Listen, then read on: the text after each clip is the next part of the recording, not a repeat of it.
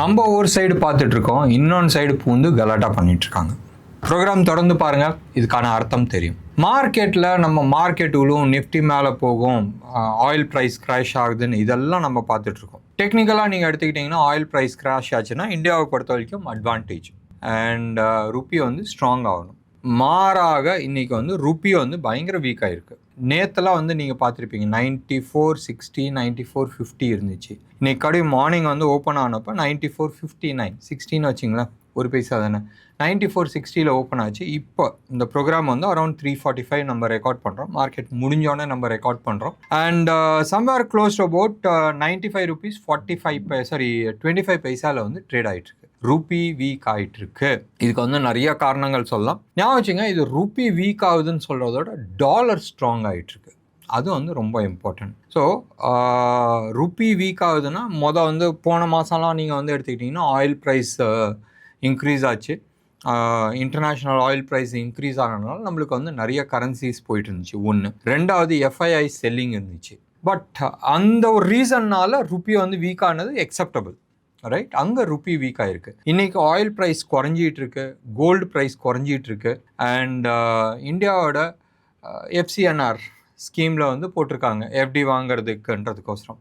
So நீ FD deposit பண்ண நம்ம வந்து அந்த ஹெஜிங் மணி இருக்குது தெரியுமா, ருப்பிக்கு ஏதாச்சும் டிவேல்யூவேஷன் ஆச்சுன்னா கவர்மெண்ட் பார்த்துக்கொண்டது. அந்த விஷயத்தில் வந்து ஒரு கணிசமான தொகை உள்ளே வந்திருக்கு. அதனால ருப்பியை வந்து ஸ்டேபிள் ஆச்சு. பட் இன்றைக்கி வந்து ஏன் இந்த ருப்பி வீக்னஸ்ன்றது தெரியல. பட் நான் உட்காந்து கொஞ்சம் நோண்டி பார்த்துட்டு இருக்கும்போதும் இந்த ருப்பி வீக்னஸ்ன்றது it is not because of ஏதோ காரணம்ன்றது கிடையாது. டாலர் ஸ்ட்ராங் ஆகிட்டு இருக்கனால தான் அது வந்து வீக் ஆகிட்டு இருக்கு. டாலர் ஸ்ட்ராங் ஆகிறனால தான் ஆயில் ப்ரைஸும் கீழே விழுது, கோல்டு அண்ட் சில்வரும் கீழே விழுந்துட்டு இருக்கு. எனவே வெயிட் பண்ணி பார்க்கலாம். இன்னொன்று விதமாக எடுத்துக்கிட்டோன்னா இன்ட்ரெஸ்ட் ரேட் இன்க்ரீஸ் ஆகிட்டுருக்கு, ரைட்? US மார்க்கெட்டில் 30-year பாண்ட் வந்து இன்ட்ரெஸ்ட் ரேட் வந்து இன்க்ரீஸ் ஆகிட்டுருக்கு. மீண்டும் 4.8 அந்த ஜோனில் இருந்தது, இன்றைக்கி 4.9க்கு மேலே போயிடுச்சு வட்டி 30-year பாண்ட். ஸோ ப்ராபப்ளி ஏதோ ஒன்று something is cooking and we have to wait and watch, right? என்றைக்குமே வந்து இன்ட்ரெஸ்ட் ரேட், அதாவது யூஎஸோட 30-year பாண்ட் இன்ட்ரெஸ்ட் ரேட்டும் இன்க்ரீஸ் ஆகி டாலர் இண்டெக்ஸும் வந்து ஸ்ட்ராங் ஆகுதுன்றது அந்த அளவுக்கு திருப்தியாக கிடையாது. நேற்று US மார்க்கெட்டில் எடுத்துக்கிட்டிங்கன்னா செம்ம பாசிட்டிவ். வந்து மேக்னிஃபிசன்ட் 7 இருந்துச்சு, ஒரு 7 ஸ்டாக் இருந்துச்சு. அதோடு இப்போ 8வது ஸ்டாக்கும் சேர்த்தாகணும், SpaceX, ரைட்? ஸோ அதுவும் வந்து சேர்த்தாகணும். Let's wait and watch. ஏதோ ஒரு இடத்துல வந்து எங்கேயோ வெடிக்க போகுது, என்னதுன்றது தெரியாது. பட் அட் திஸ் மூமெண்ட் எல்லாமே வந்து ஜாலியாக தெரியுது. இருக்கிற எல்லா பிரச்சனைகளும் இருக்குது, ஆனாலும் ஜாலியாக இருக்குது. ஏன் எடுத்து பாருங்களேன், பிப்ரவரி மாதத்துக்கு முன்னாடி வந்து யூஎஸோட கடன் நம்ம பேசிகிட்டு இருந்தோம். இப்போ அதை பற்றி பேசுகிறதே இல்லை.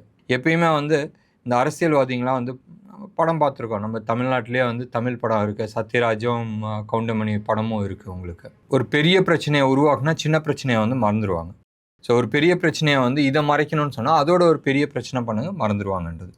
எனிவே, ஸோ அந்த டெட் விஷயத்தை எல்லாத்தையும் மறந்துட்டு இப்போதைக்கு எல்லாருமே வந்து பேசுகிறது வந்து US ஈரான் பிரச்சனை சால்வ் ஆகுதுன்றதான் பேசிகிட்டு இருக்காங்க. We have to wait and watch. Really அடுத்த ஒரு 15-20 டேஸில் வந்து என்ன நடக்க போகுதுன்றது நம்ம பார்த்தாகணும். ருப்பியை பொறுத்த வரைக்கும் நம்ம பேசியாச்சு. கோல்டு அண்ட் சில்வரை பார்த்திங்கன்னா இன்றைக்கி வந்து ரைட் நோ இன்டர்நேஷ்னல் ப்ரைஸில் வந்து கணிசமாக வந்து குறைஞ்சிருக்கு. கோல்டு வந்து சம்வேர் க்ளோஸ் அபவுட் 1.5% வந்து குறைஞ்சிருக்கு. க்ளோஸ் அபவுட் 1% பக்கமாக குறைஞ்சிருக்கு. சில்வரை பொறுத்த வரைக்கும் 2.5% வந்து குறைஞ்சிருக்கு.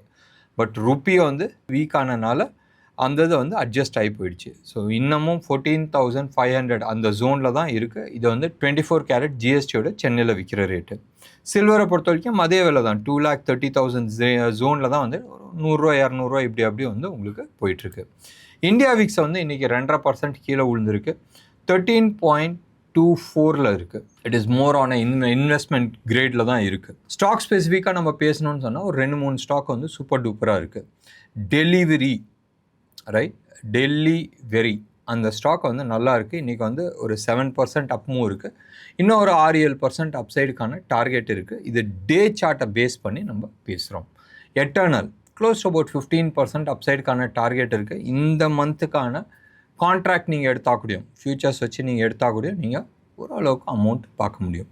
ஞாபகம் வச்சுங்க, நான் செபி ரிஜிஸ்டர்ட் அட்வைசர் கிடையாது. பேஸ்ட் ஆன் என்னோட பர்சனல் எக்ஸ்பீரியன்ஸை வச்சு நான் சில விஷயங்கள் நான் ஷேர் பண்ணுறேன்.